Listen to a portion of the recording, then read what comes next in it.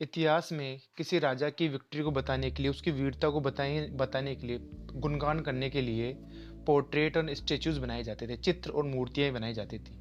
पर 17 and 18 century में Europe में जब नेशनलिज्म फीलिंग चल रहा था, मोनार्की के खिलाफ लोग खड़े हो रहे थे, न्यू क्लास के लोग, लिबरल लोग, तो उनके दिमाग में आया कि हम कैसे एक राष्ट्र को प्रस्तुत करें जिससे कि सभी लोग उससे कनेक्ट हो सके, उस मूर्ति से। जैसे भारत के अंदर भारत माता से हम लोग कनेक्ट हैं, उसी प्रकार तो वहाँ पर 1780 सेंचुरी में फाइनली कलाकारों ने प्रेजेंट किया देश को एक फीमेल फिगर के रूप में, एलोगिरी के रूप में। और एक फेमस पॉपुलर नेम था, क्रिश्चियन पॉपुलर नेम, वो था मेरियानी। मेरियानी को एक फीमेल फिगर के रूप में प्रस्तुत किया गया फ्रेंच रिवॉल्यूशन दौर के समय।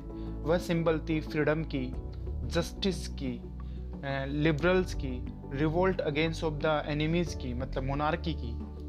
और वैसे ही जर्मनी के अंदर भी प्रस्तुत किया गया एलोगेरी को। जर्मनी की जो एलोगेरी थी उसका नाम था जर्मेनिया।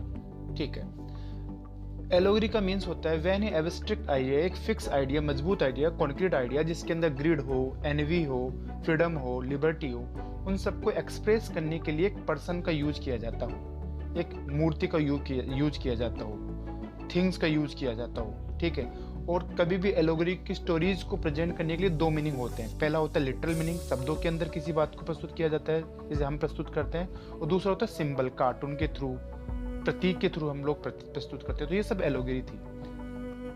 एलोगरी के पास में ब्रेकिंग चेन का मतलब होता है बीइंग फ्री, एक फ्रीडम हो गई चेन तोड़कर। ब्रेस्ट प्लेट विद ईगल का मतलब होता है स्ट्रेंथ, वह बहुत स्ट्रॉन्ग है, स्ट्रेंथफुल महिला है, कंट्री है। क्राउन ओक लीव का मतलब होता है हीरोइज्म, एक हीरो के रूप में प्रस्तुत किया गया है। स्वॉर्ड मतलब रेडीनेस टू द फाइट, तैयार है लड़ने के लिए।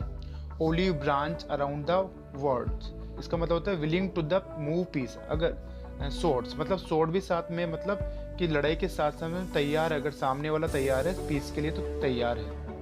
Black red gold try colour symbol था लिबरलिज्म का, नेशनलिज्म का, जिसको बाद में बैन कर दिया गया था यूरोप की कुछ कंट्रीज के अंदर। ठीक है। Rays of the rising sun का मतलब होता है being of a new era.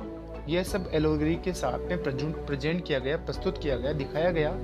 और ये एलोगरी नहीं थी, एक देश का सिंबल था, विजुअलाइजिंग ऑफ द कंट्री था, नेशन का।